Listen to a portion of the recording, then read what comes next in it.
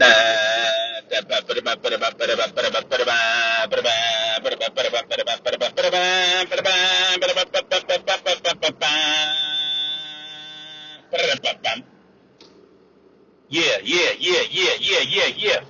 Welcome into the Junior and Senior Nothing But Sports Podcast, folks. College football is 2 weeks in. Some would say 3 after week 0. I would call it 3 weeks in. And the NFL is we're one game away from putting week 1 in the books. Thursday, Friday, Sunday, and then we have the Monday night game with the Jets at the Niners. Me and my pops, we already picked all of the games up to date. I just want to kind of give some reactions to both the college football weekend and the NFL weekend. Just to kind of get some refreshing thoughts, because I think that most of what I've heard so far hasn't really been anything new, any different perspectives. It's just kind of all either overreaction or underreaction. There hasn't really been any sober reflection as it comes to what has happened thus far.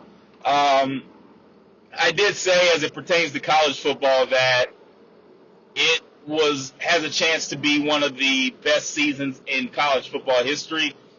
Of course, 2007 is to me is the greatest season ever, and not just because my Tigers won the national championship, of course, but it was just a chaotic year. There were things that happened that year that I'm just now remembering that happened.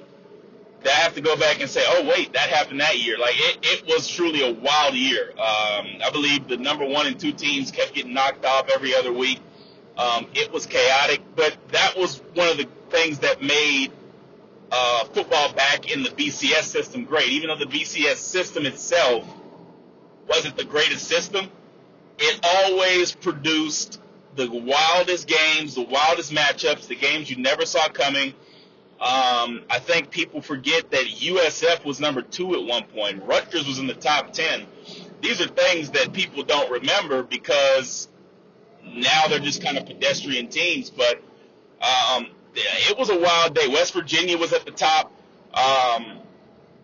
It was truly a Boston College back in the day with Matt Ryan and company. Now we're starting to see these teams come back a little bit, but back in the day, it was wild.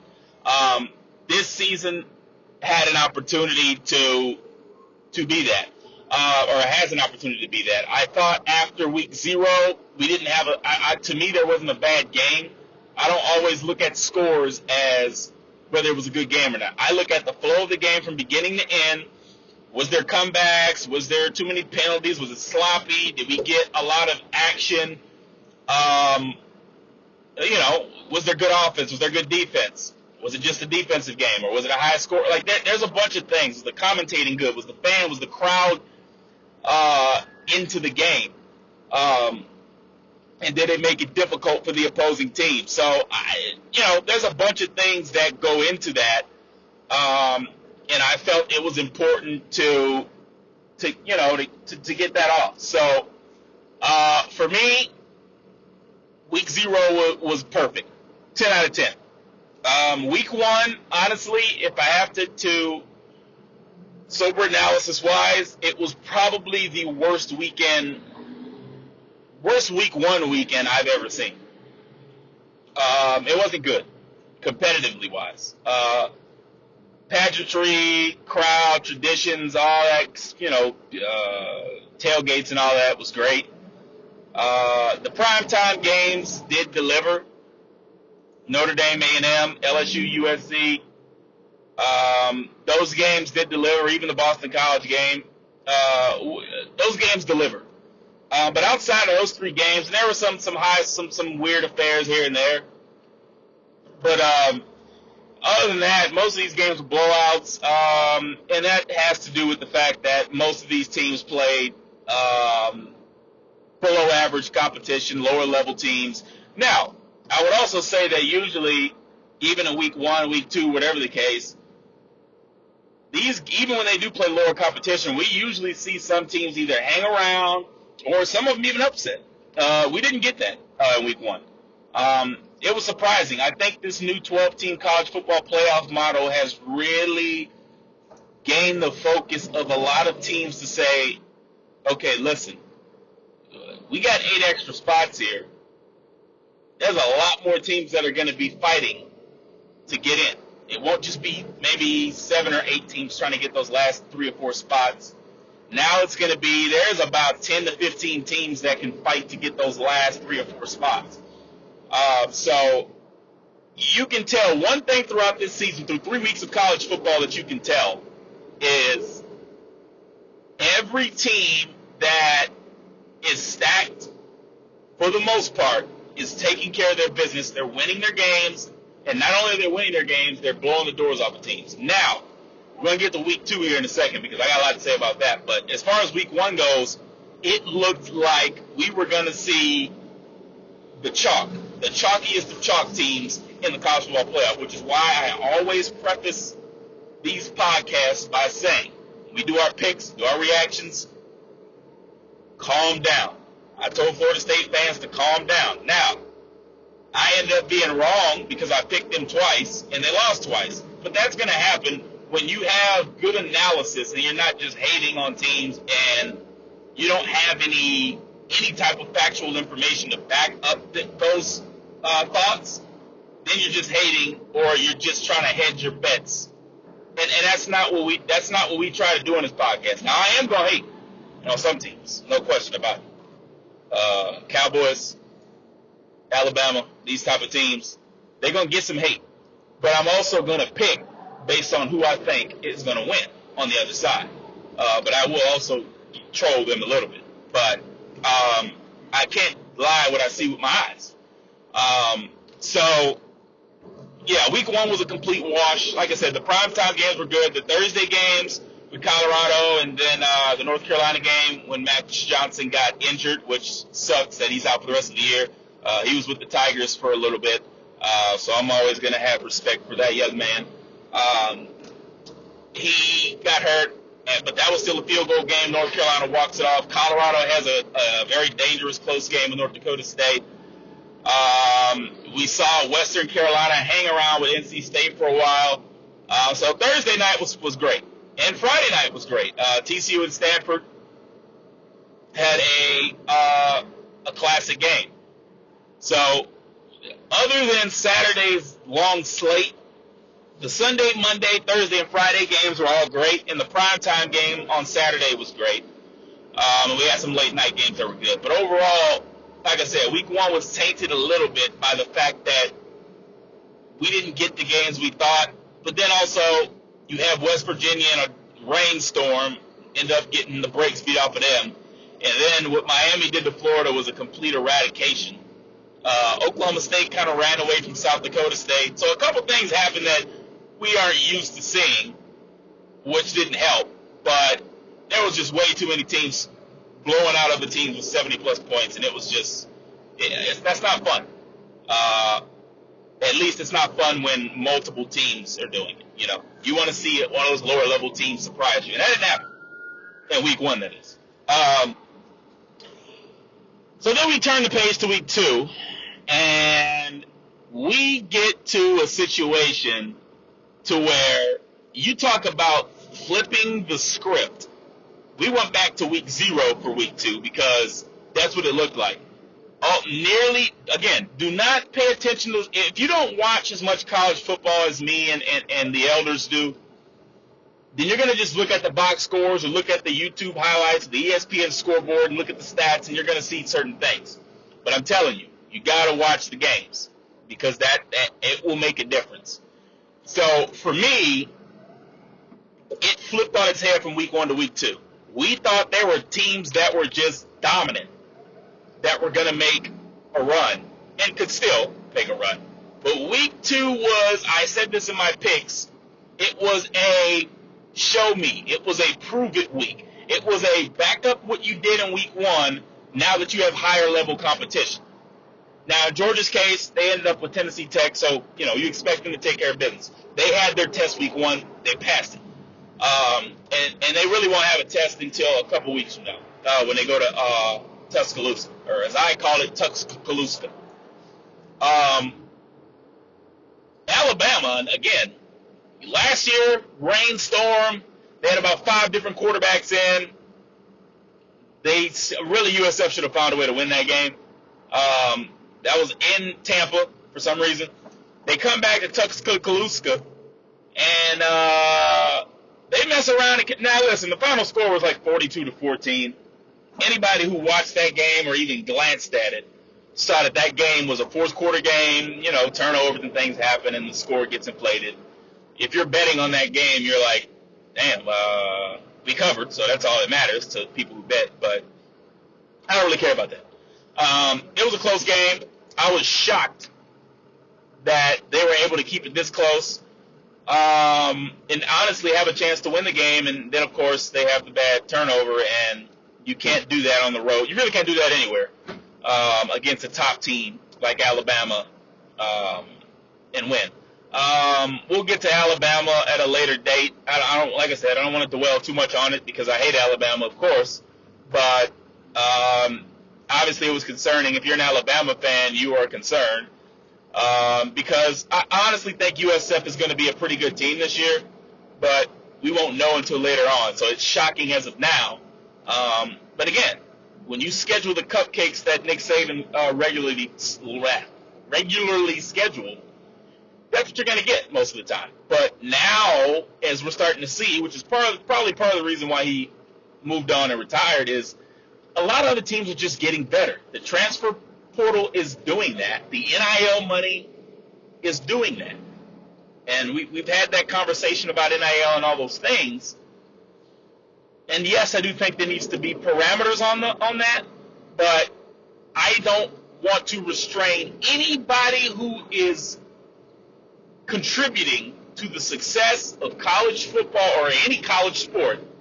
I do not want to restrict and or stop in any way them getting the most money possible. If somebody wants to give them $500 million, give it to them.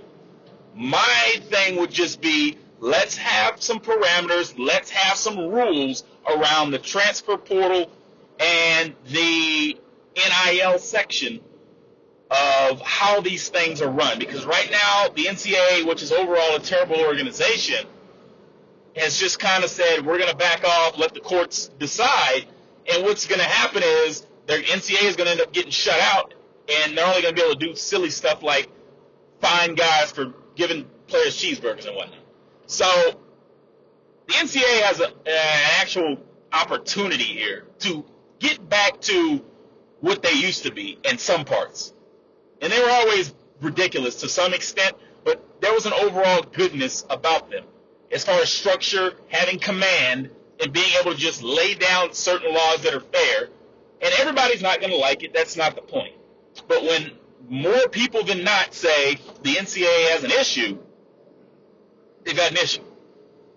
So I would like to see those guys step up to the plate, get all of the conference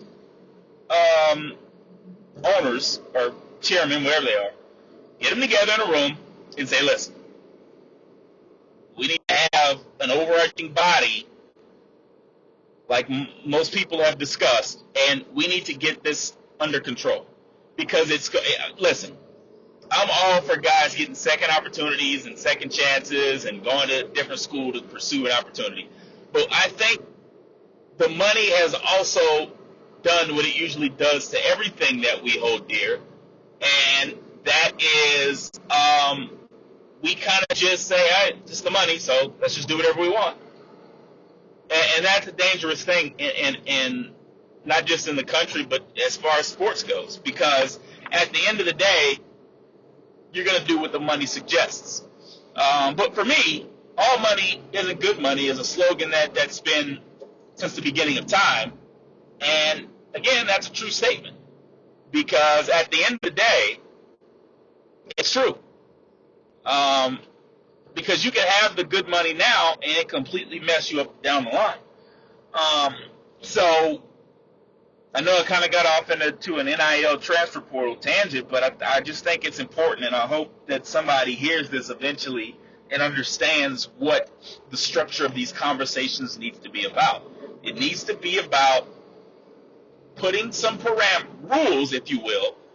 I know for my generation that's a hard word to hear, but we got to get back to having some sort of law, some sort of rule around here. You can't just do whatever you want. A guy should not be able to transfer 8 times in college. That is insane. Because what happens is most people, not most, a good amount of people will say, I should just be able to do whatever they want. Coaches can do it all the time. I've never seen a coach go from 8 different schools willingly. They may have gotten fired, resigned, whatever the case, but I've never seen coach just willingly go to 8 different schools. It doesn't happen. So we need to stop comparing coaches to players. It's not the same thing. Coaches are going to go from place to place, yeah, because of money, but also because of circumstances. You see Clay Helton at Georgia Southern. That man was the head coach of USC at one point. He's in a good situation in a Georgia town that they will support you to the end. And he has them winning and getting the bowl games in the FBS division. So I don't want to hear nothing about comparing those two things. It's not the same thing. And we have to stop conflating and making examples of things that aren't the same thing. I think that's important. But like I said, I'll talk about that on another note. But the point is, we need to have some sort of parameters. And I think that's somewhere along the lines of what most people have been saying. Like I said, Kirk, Nick Saban, these guys who I think are like the godfathers of college football need to be, involved in that process. Like I said, I'm not in favor of anybody just taking away this stuff. And I think anybody, whether it's Nick or Kirk or any of these, Reese Davis, any of these guys that I love, if they've ever said anything like that, no. And I don't agree with it. But, again, I believe they're on the path of, we need to get back some sort of regularity.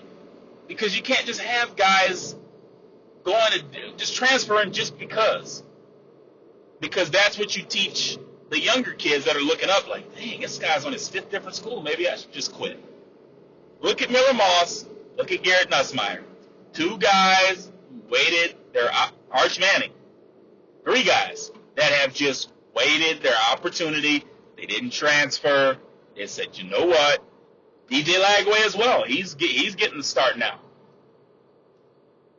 Get better, grow, learn, be seeped into your environment, and then when it's your time, whether it be injury, because other guys are playing well, or they want to put you in a new scheme, show out. That's the problem Michigan's having right now. They got 2 quarterbacks, and they want to go with Warren, but he just doesn't have it right now. So why not put Alex Orji in that situation and let him control that game that we'll get to? So that's my problem. That's the problem right there. We need to stop allowing this to come to a point to where we're saying, just quit. You can go somewhere else. I don't believe in that. I believe in certain circumstances. You get hurt, some guy takes your place, okay, maybe I need to go somewhere else. You want a fresh start? That's fine. You can't get 5, 6, 7 different fresh starts. The eligibility, come on, man. That's getting out of control. But what's going to happen is a lot of these walk-ons, a lot of these 2, 3-star guys who are getting looked over, getting passed over because they're getting transfers in, are now saying, okay, now we're playing up to past our potential. And you're seeing that. You're seeing teams that keep their guys, recruit their guys, and bring them up are making the headway, really. And you're seeing transfer portals, some guys who are getting in there, and they look like what we've seen in other places they're in, and that's mostly because at the end of the day, you need continuity. You need to build a relationship with your organization, with your players, with the fan base, with your coaching staff, and that takes time. And transferring to a different school every year, that doesn't really help you, and it hasn't. It really hasn't. Some situations it has. You look at Bo Nix. It didn't work out at Auburn. He always wanted to play for Auburn. He ends up going to Oregon. His trajectory skyrockets. Now he's a top pick in the draft. But a guy like DJU right now, he's the same DJU we've seen. Now, in Florida State's case, it's different because that defense looks terrible. 2 ACC games in a row, and they have gotten pushed around and ran over. So it ain't just him. Let's keep that clear. The entire team is just bad. But they're the team with the most transfers. So this is what happens. It works one year. It doesn't work this year. Michigan State, same thing a couple years ago when they had, I forget his name, the coach there. And that's how we got Kenneth Walker and Naylor and some of these other guys. But at the end of the day, the transfers, they had a great year. They beat Michigan, all that type of stuff. But then when the rubber needed to meet the road, it didn't matter because, again, the continuity, the experience will trump the day. You look at all the teams who've won national championships, you don't see a lot of transfers. Michigan, a lot of those guys are recruited and brought in. Georgia, same deal. Not saying that they don't have transfers, but the majority of that team is homegrown, recruited, going into families' living rooms type of talent. And I think that's important. So that's what I think there just needs to be some parameters around that. Now, week 2, one of the wildest weekends I've ever seen. And if we get, I would probably say 5 to 6 more weeks like that in the regular season at any point in time, it's going to be in contention. Now, I will never be able to say off the top of my, like immediately after the season's over, oh, it's the greatest season ever. I'm going to have to wait a couple months, stew on it, look back, certain circumstances, certain moments, certain environments, and see, was it? 2007, at the time, I was a kid, so I'm just thinking, man, this is a wild year, but I'm more so focused on my team. I'm loving all the other action, but my team lost 2 games in triple plus overtime. And we still, so it was a wild year. But at the end of the day, a lot of crazy things happen. And I think that's important to understand. So what has happened to Florida State and what happened ultimately to Notre Dame is great because that just adds on to it. We're going to look back and see those things. But we're going to need some more upsets, and we're going to need some more lower level / FCS teams to join in and make it that way. I saw St. Francis, Pennsylvania beat Kent State. That's an FCS team over an FBS. We already had Montana State beat New Mexico in week 0. So we've had some, but for the most part, like I said, teams are taking care of business. Which, is good in the long run, but we want to see great games and upsets. Not what Clemson did by almost scoring 70 against App State, which I couldn't believe that. Partially because I didn't see that coming, and I actually picked App State as my upset pick. So they burned me. I learned my lesson, at least for this year. No App State, because they burned me. So I will not make the same mistake twice, for the most part, when it comes to my picks. So yeah, I think that week 2, out of the 3 weeks, I would actually say it's better than week 0, just because mostly all the games that were great that we thought would be, the games that we didn't think weren't, and then there were some games where we were looking, where me and my pops were sitting here watching going, what on God's green earth is going on? Houston going to Oklahoma, and that was the weirdest game I've ever watched. Houston, again, was about a field goal away from winning that game. And we're going to pick the Tulane-Oklahoma game coming up in a couple of days. But, oh boy. And speaking of Tulane, man, I don't play on the field. I'm not in these circles of media and sports. I'm in my own boat. So, with me and my pops, they got robbed. Tulane got robbed. They didn't get robbed of a win. They got robbed of the opportunity to win. There's a difference. What happened to the Saints against the Rams was literally a rob the Super Bowl. They make that call, we take a couple of knees, kick the field goal, or run it in, whatever. We're going to the Super Bowl, and who knows what happens after that. So we were all robbed of a Tom Brady, Drew Brees Super Bowl. But, whatever. Tulane got robbed of an opportunity to win that game. That was a touchdown. I don't hear nothing about he was at the 1 yard line. He was making a good block. And if you actually go look at the replay, it didn't even look like he was trying to block him. He just kind of moved his arm out. But it looked like the defender was more trying to grab him than he was trying to push him. And he was at the 1 yard line, so it was at the line of scrimmage anyway. So, a terrible call. Truly, one of the worst calls in college football this year. They robbed of an opportunity to tie that game, or maybe they say, hey, let's just go for the win. But the officiating has been awful. Both NFL and college this year. This is the worst year since the replacement refs. This has been some awful officiating. I do not understand what is going on. Now, every year they implement new rules, they try new things out. We understand that. But they're calling things that, again, if you just look at it, it would show you that it's nothing. My thing with the refs is I respect officiating. I'm not a ref. I've never been a ref as far as professionally. So I get it. A lot of these calls are you try to be objective, but it is what it is. You're going to make mistakes. They're human. I understand that. Until we have robotic refs, that's just the way it's going to be. I'm aware of that situation. But at the end of the day, there has to be accountability for bad officiating.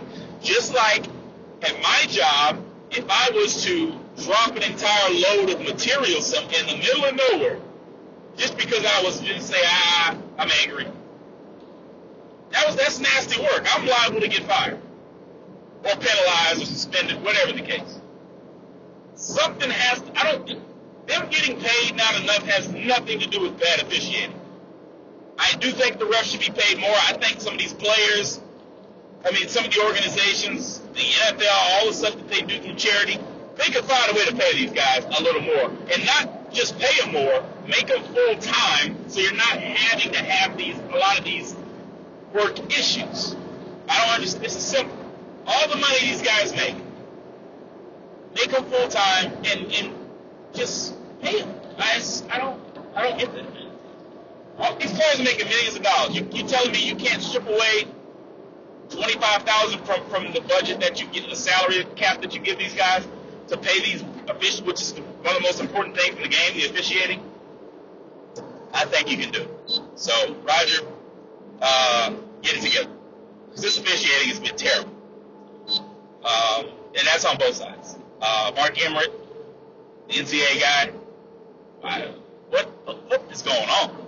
Some of these calls, man, again, there's going to be some I agree and disagree with, and that's fine. But there's a difference between being subjective, and then there's a difference between you just making a call that everybody can see is wrong, and y'all just go with it anyway. My rule has always been, if you don't know, don't throw. And I literally just made it up off the top of my head. And I like that. I might put that on a t-shirt. If you don't know, don't throw. It's simple. It's simple. Don't throw a flag because you might see something or because you're assuming something. That's what happens a lot of times is they assume that something is happening or going to happen, so they hurry throw the flag. Or they got refs throwing flags like they're footballs, which means they're nowhere near the play. They're just throwing flags out there for something that they might have saw. Again, I respect these guys. I get a lot of them are full-time or whatever the case. That has to be fixed, but that has nothing to do with your job on the field. You make the calls to the best of your ability, but there are calls that you guys make, even when you have second, third, fourth chances, and you still make the wrong call. I don't get it. And I put this on the replay command centers, both in college and the NFL. What y'all got 48 screens more than I have. I just have 2. And I could see better than most of what y'all are looking at. So, again, if you don't know, don't throw. It's simple. Stop just throwing the flag. That's all I got to say. I don't get it, man. So, yeah, that Kansas State, good football team, and I don't think they should, and they didn't get penalized for beating Tulane on the road because that was a great game to schedule. Ole Miss did it. They struggled with them. Tulane's a good football program, which most analysts just forgot about. Memphis, Boise, and all these other teams they want to pick up. And just forgot about Tulane. So, congratulations. I mean, they fought hard. They had a turnover at the end, but still, they robbed them of an opportunity to tie and or win that football game. And I don't appreciate it. So, officiating might cost Tulane an opportunity at the college football playoff. Now, they can still win the American and get that highest Group of 5 ranking, but they're not ranked now through 3 weeks of action, and now you got to go on the road and play Oklahoma, SEC team. So at this point, they could be 1 and 2. So what they're going to have to do to get ranked at this point would win every game for the rest of the year, including their championship game, which some teams wouldn't be in. That'd be the only way. So I'm just saying, I give them props for scheduling these games and playing them close and having an opportunity to win, and then ultimately getting robbed. But yeah, that really, I didn't like that. So yeah, it was a great weekend. The NFL week was great as well. The Bengals losing to the Patriots was obviously the shocker of the weekend. But again, first couple weeks, there's always some upsets. There's things you don't see coming. Relax. I will say this to the Bengals fans and my boy Joe Burrow. Contract disputes and all that. Injuries. Relax. Much like the Saints did a couple of years ago when they went on their 5-year run, the Bengals always start off slow. They get it together eventually. They get healthy, all that stuff. The Bengals are going to be just fine. They're going to be just fine. I think people need to relax. I didn't see that coming. Nobody saw it coming. But that's what happens. People forget that all 32 teams are NFL professional teams. So they're professional players all over the field. So, these guys get paid just like the Bengals get paid. But congratulations to Mayo. First coaching win on the road against a team that a lot of people think could make it to the Super Bowl. And they still can. They got flipped up, and they might have been looking ahead to next week when they got to go to Arrowhead. And they just kind of looked past them. But, hey, at the end of the day, you're going to find out next week how good this Bengals team really is. So that's what I'm saying. I'm not too worried about it. It's week 1. Everybody calm down. If they lose next week, now we have to start we'll have a different conversation. But for right now, again, the Patriots, that might be the only game they win all season. You never know. This could turn into a complete disaster for the Patriots. So, my reaction is just simple. The Bengals next week, prime time, we'll find out what they're made of. As for the Patriots, they got a tough game next week as well. We'll see how they handle it. But there's always a team or two that starts off hot, 5, 6, and 0, whatever, and plummets. The Patriots might be that team, but we shall see. Cowboys completely demolished the Browns. That Browns defense in the first half was terrible. Deshaun Watson was terrible. They were dropping passes left and right. He was inaccurate. He couldn't really run the football. The pass rush was getting to him.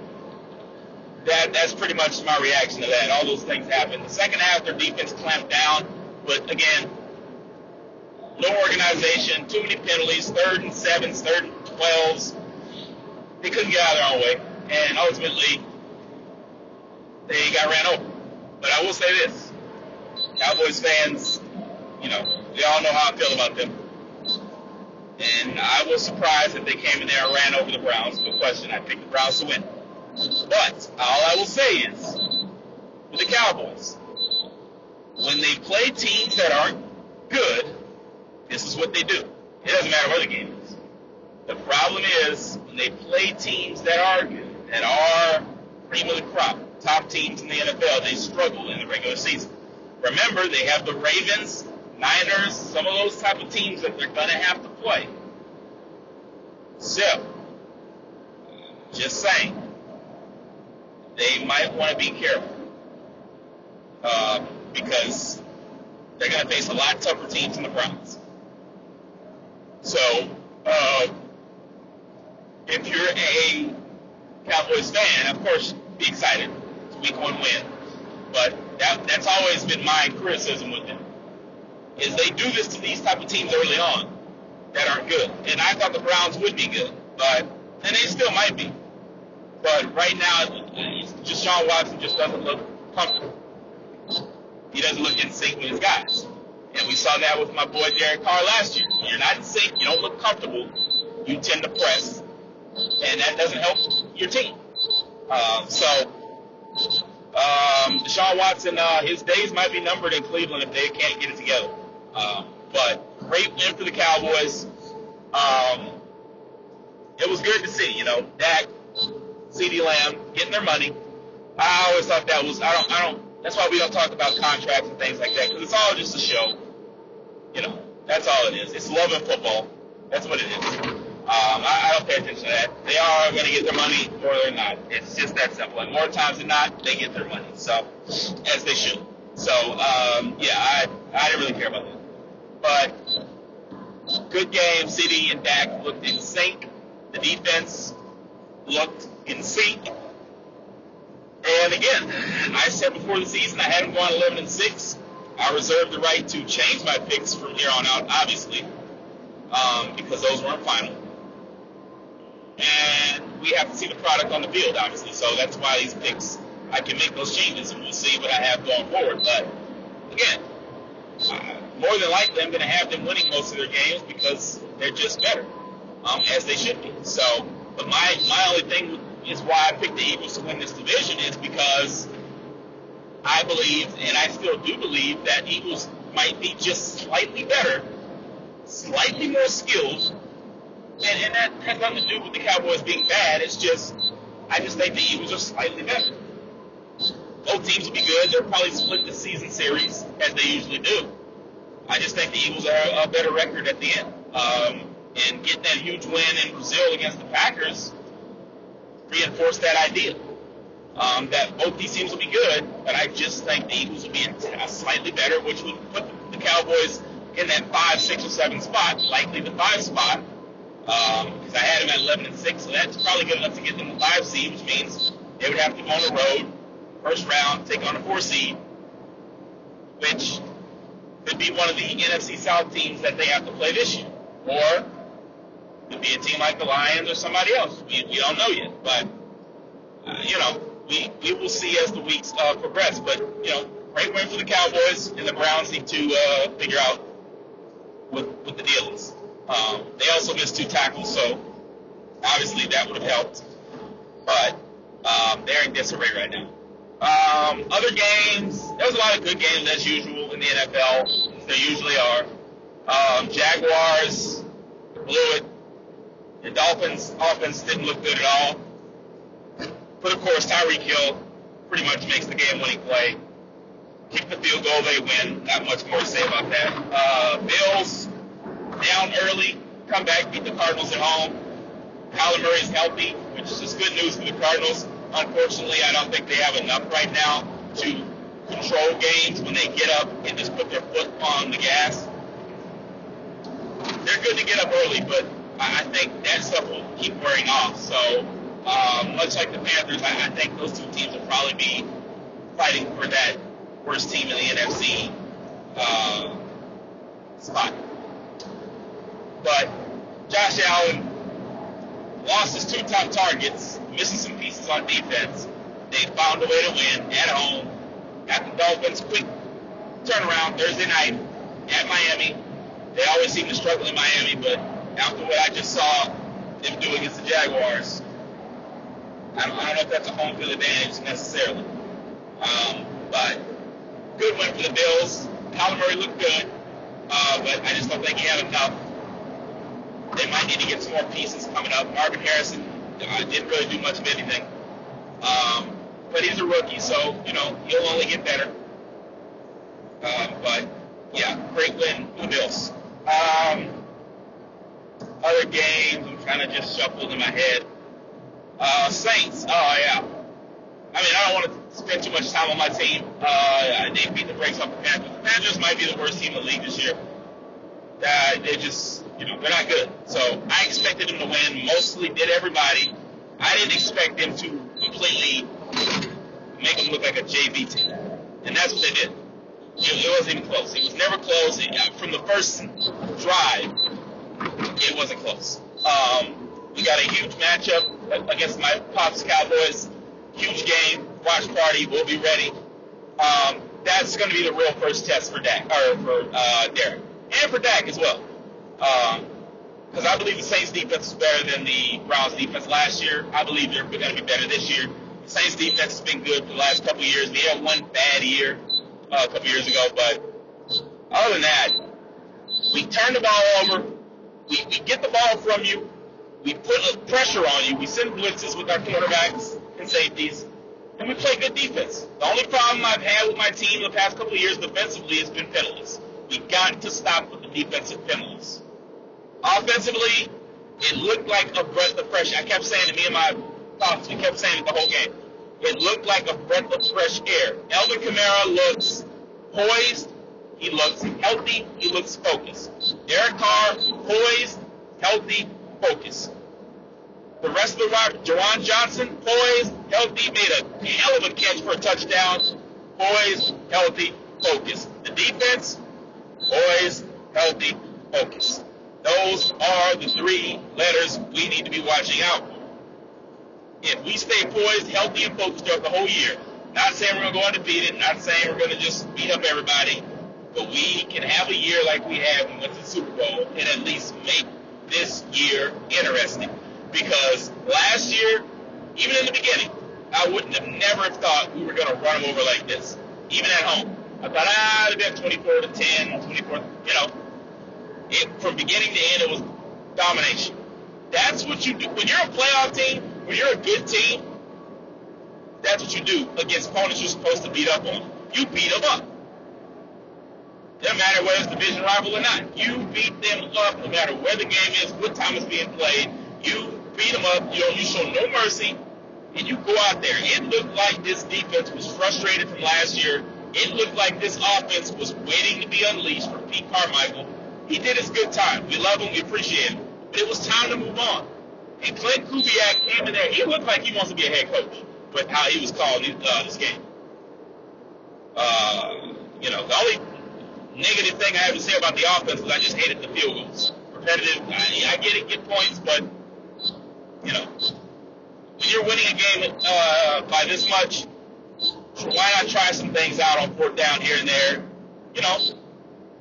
That's what I wanted to see a little more. So just two negative takeaways or things that I want to see them not do against great teams like the Cowboys is stop kicking field goals when you don't necessarily have to. If it's 4th and 2 or less and you're over the 50, go. For me, more times than not. Unless you have no points, then I get kicking a field goal. But and then defensive and offensive, quite seriously, penalties. But more on the defense. I want to see pass interference and all this stuff.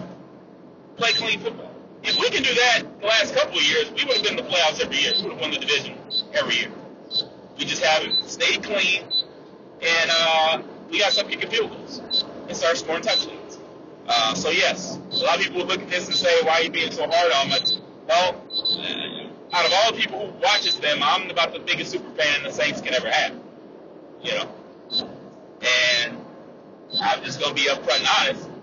When I see stuff that I think can still be fixed, whether we score 47 or 27. there's still things that need to be fixed that I think if we're going to beat a good team like the Cowboys on the road, early game, hey, we got to do what we did last week and do it better. Because you can do that to the Panthers. Hell, the Cowboys could have done that to the Panthers. Now you're playing a team that's going to match you width for width, skill for skill, play for play. Mike Zimmer's not playing around on that defense. He never has. He's with the Vikings. He has never played around. He will have them guys ready to play. And I'm sure Dennis Allen will have his defense ready to play. Clint Kubiak,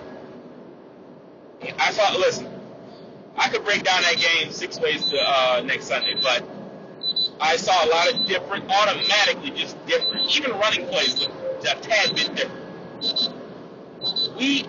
I told my pops this, he can confirm this before the season even started. I looked at my roster and I said, man, you know what? We got more weapons than I thought. Yeah, we didn't even see Cedric Wilson, really. We didn't see Jamal Williams to the end. So, Keandre Miller, who's back there, I don't know if he's healthy yet or what, but we have a lot of weapons and guys that we still didn't even use. I'll remind you, Foster Moreau was the guy who made the most plays as the tight end, but you still got Jawan Johnson. You saw him make a great play. So, the hands that these guys had were amazing. The catches these guys were holding on to were amazing. But, again, primetime game, Brady and company will be there for the primetime game of the week. And big spotlight, Saints. Nobody was paying attention to you this week. And nobody so far that I can see is talking about the game because you were supposed to beat up on the team, and you did it.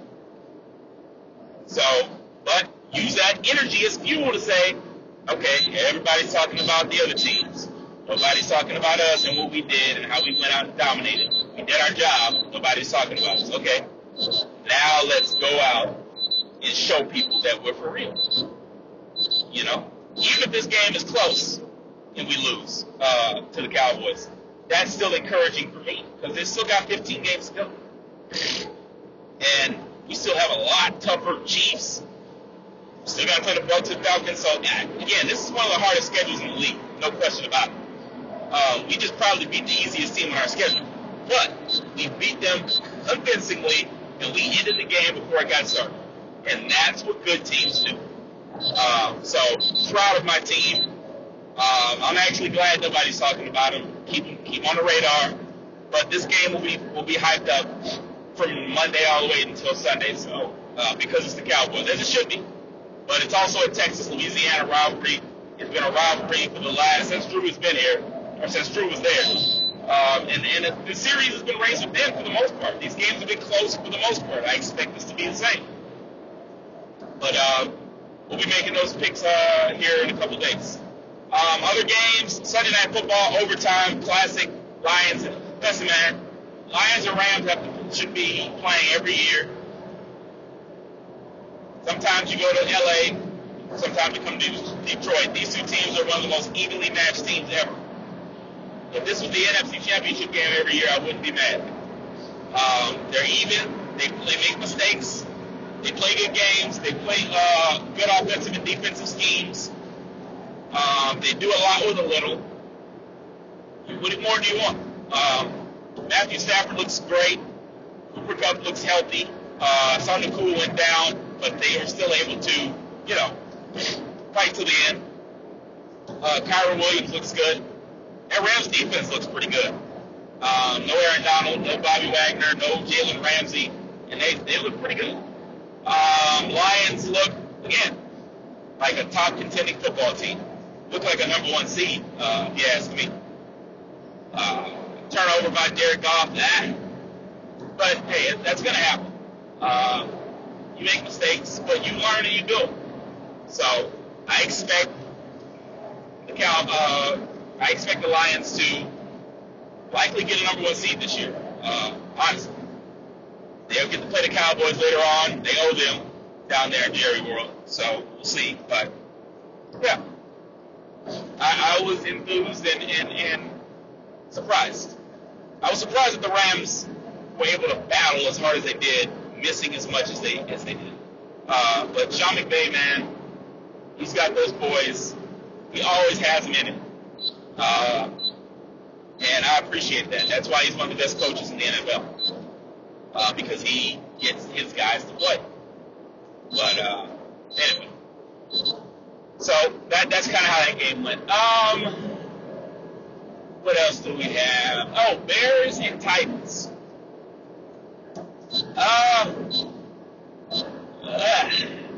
There's a lot of things you can say about this game.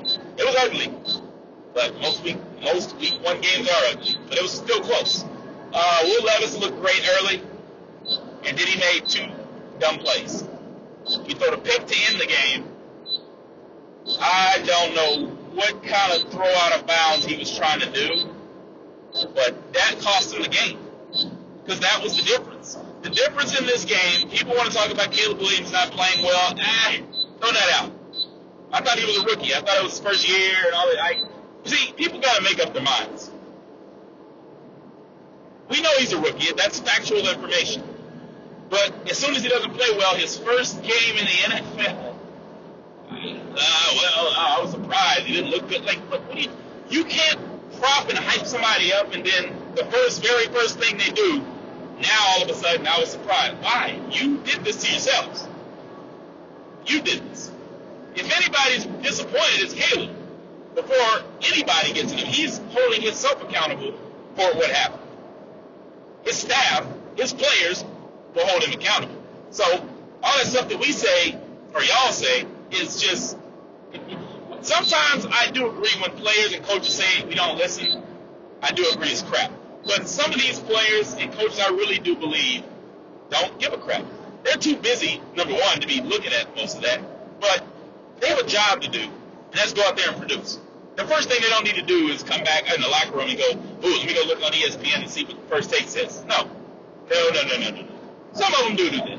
Because we're human, and we get emotional, and it happens. But Caleb is the type of guy to me that he played at USC, so, nasty work. But he's the type of guy that will hold himself and his players accountable. And he doesn't need to say it to us. He doesn't need to. They will fix it. They will figure it out. But at the end of the day, folks, they won the game. Albeit a terrible, a play that Will Levis is probably, he will never live that down. Other than the Titans making the playoffs somehow, which they won't. They'll probably be the third or fourth worst team in the NFL, behind Panthers and Cardinals. But this division is too good. They will finish last. But they look like they have a little fight in them, no question. You still got Nuke Hopkins. I believe they still got L'Jarius Sneed. So, I mean, they have guys but they don't have enough. And that showed because Will Levis just did something that you just never do. Take the sack, punt the football, force Caleb on his rookie debut to go down and win the game. Don't spot him 7 by doing something that was like, it looked like he was trying to be like Patrick Mahomes. And that's a dangerous thing. Just be yourself. And if that's not good enough, get better. Be better. Be smarter. If anything, if you want to be like Patrick Mahomes, be smarter. Because even Patrick Mahomes would have taken he would have eaten that sack, or he would have just threw it in the dirt close to his receiver. He would not throw that ball like that. Well, a lot of guys would do that. Joe Burrow wouldn't do it. Josh Allen, for the most part, wouldn't do it. Hell, even Derek Carr wouldn't do it. So, nasty work. Rookie coach, quarterback who's been there for about a year. I get it. But, man, you had a chance to go in there and shock the world because everybody had the Bears, including me and my pops. So, nasty work by the Titans there. The Titans had a chance to do what the Patriots did do, and that's go on the road and take care of business. Let's see, what else? What other game do we have? Oh, the other late games. I'm gonna kind of skim through these. Seahawks took care of business. The Broncos, again, it's week 1. I'm not taking anything from Seahawks or Broncos too much. I don't know what these teams are yet. I I need to see them face other teams.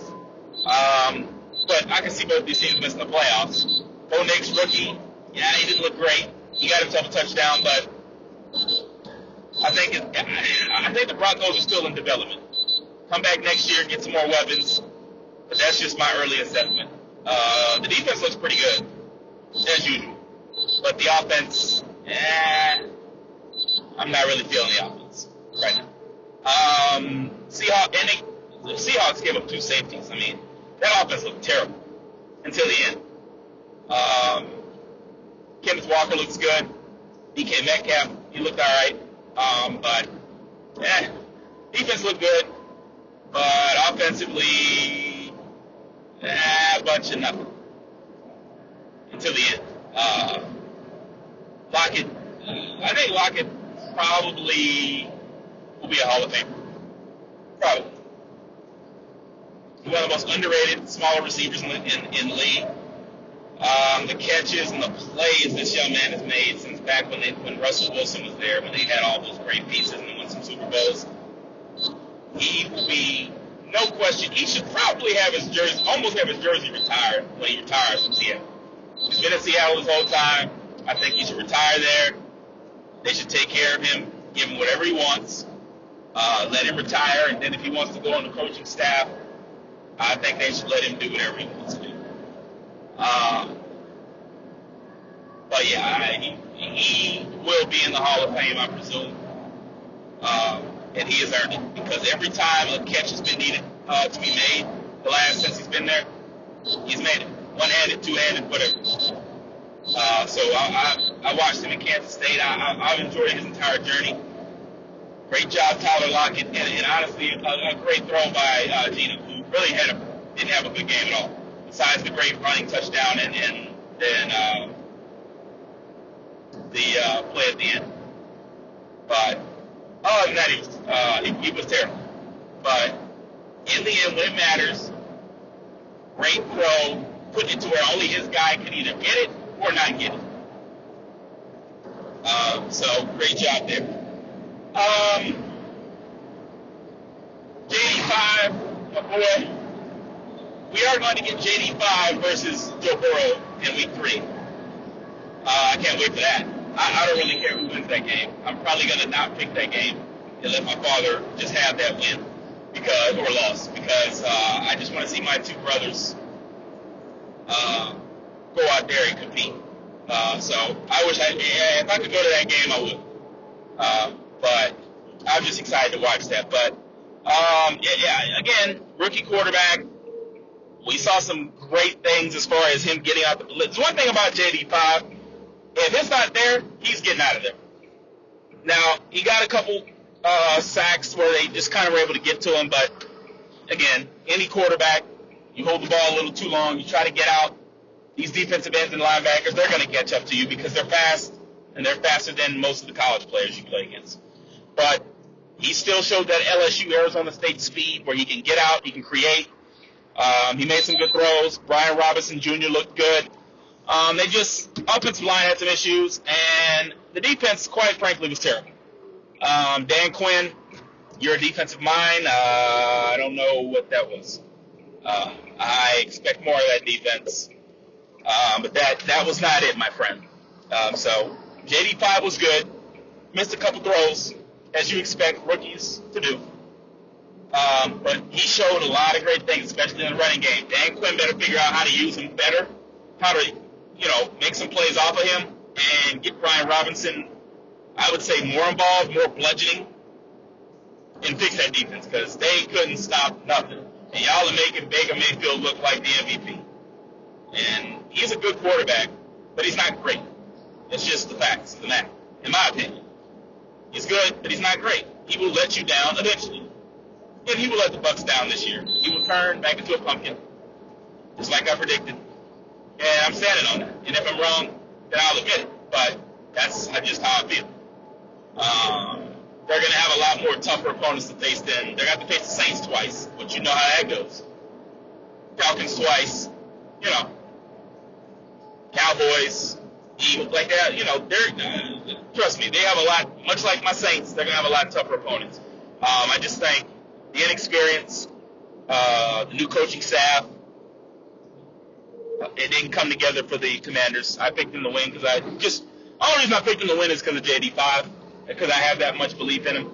And you're going to see me do that a lot this year because I think he is going to lift this franchise up. And like I said, it's one game. Dan Quinn will go and adjust and fix the defensive lapses because I believe they have Bobby Wagner. They have a lot of good guys on this defense. It just did not look good or smooth at all. They let the Bucs run up and down the field. And then they also had penalties, which week one, that's one of the craziest things I saw was there were a lot of procedural penalties. The refs did blow a couple, but there were just a lot of procedural and unnecessary roughness penalties. Teams better start getting this stuff figured out. You can't beat the Chiefs or any of these other good teams with this kind of work. So I would hope that they get that figured out at some point. But penalties. Browns failed because of it, and Commanders failed. Those are the two biggest teams that failed because of it, in my opinion. Penalties. You can't have all those penalties and expect to win football games. I don't care who's your quarterback. But, like I said, I was encouraged by JD5. I think, again, he will be fine. I still kind of have them. We never made our official playoff predictions, but I guess we can kind of sprinkle those in within the next couple of podcasts. But, yeah, I trust and believe in JD5 and what he can bring to this team. So, but we'll see. Good. It was a decent showing by my boy. Let's see. Trying to figure out what other games. I think we covered all of the. Chargers and Raiders. Jim Harbaugh showed up and showed out. He looked very good.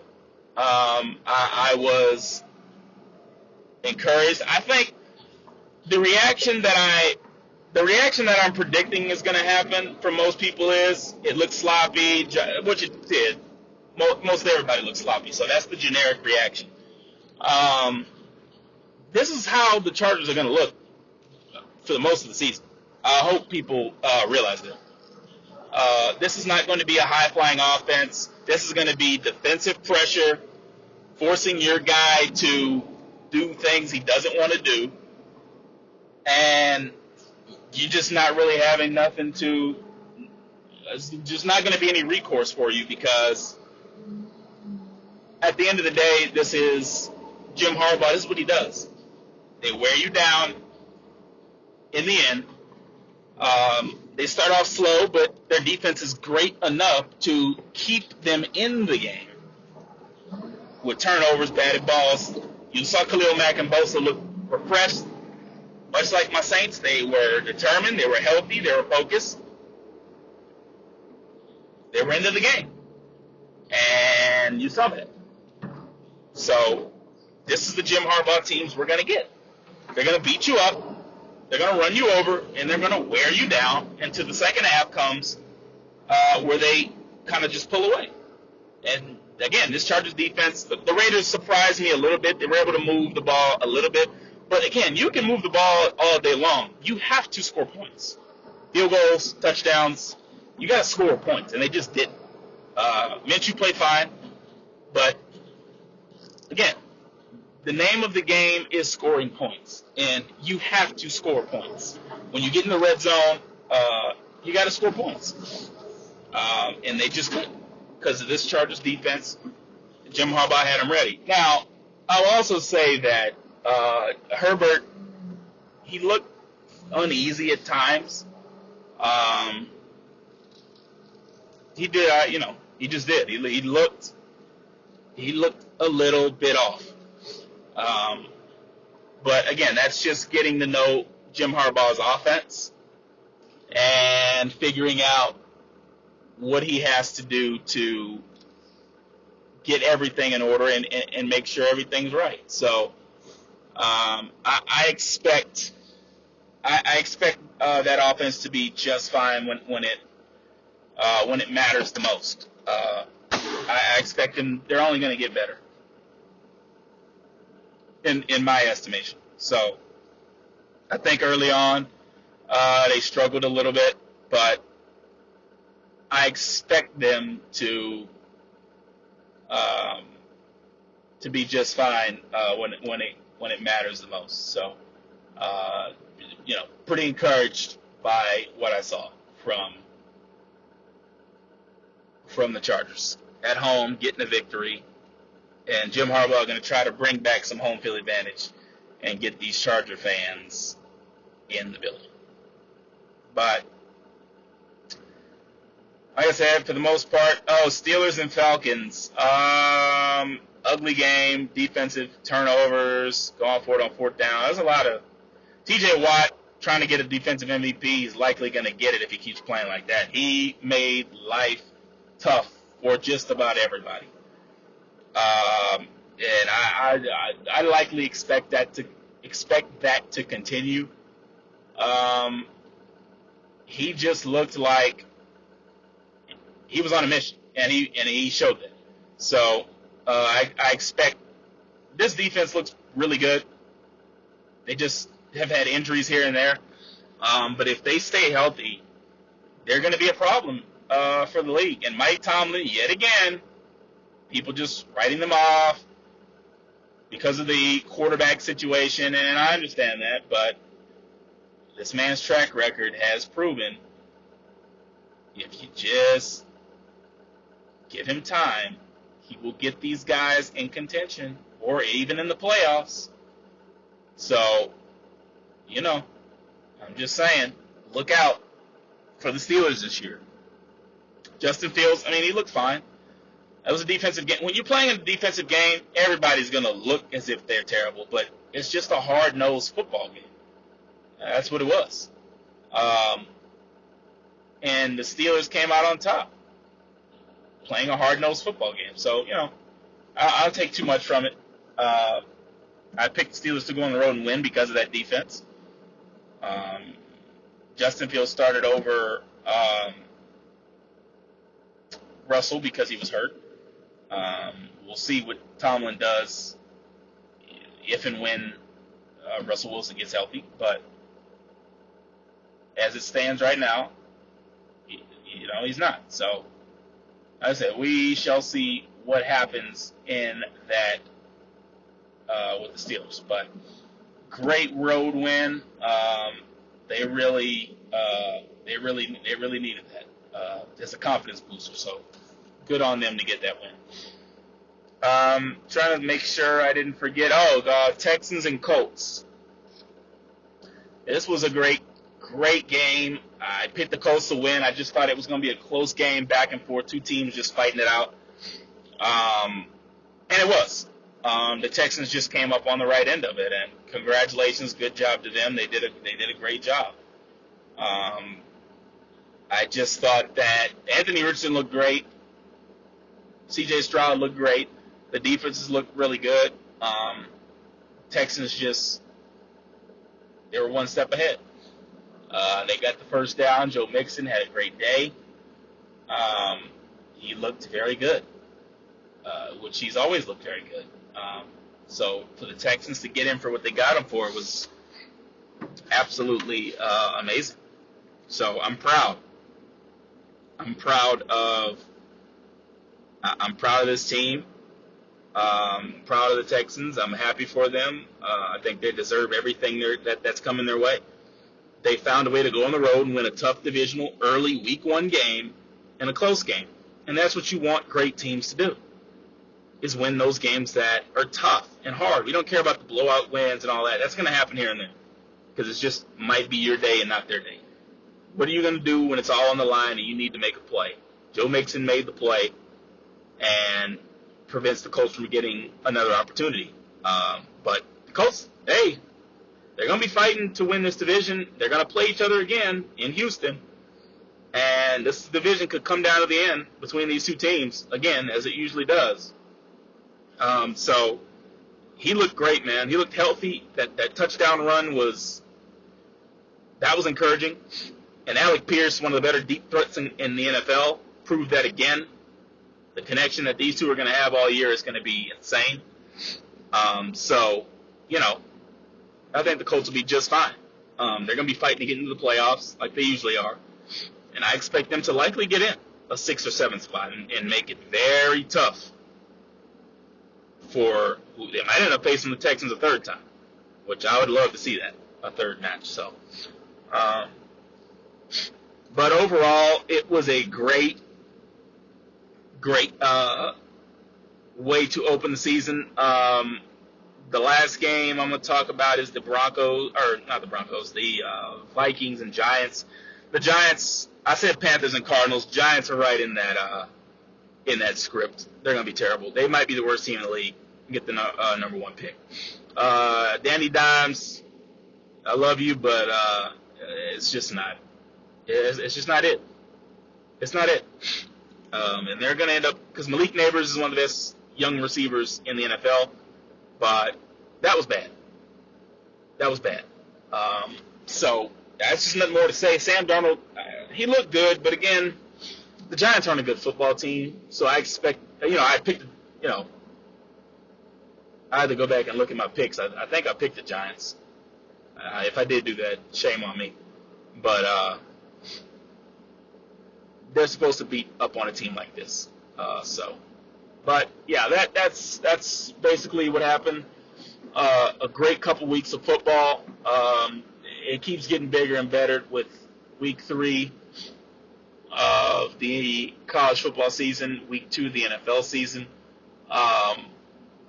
Again, it's stacked. We got from Thursday on down to Monday.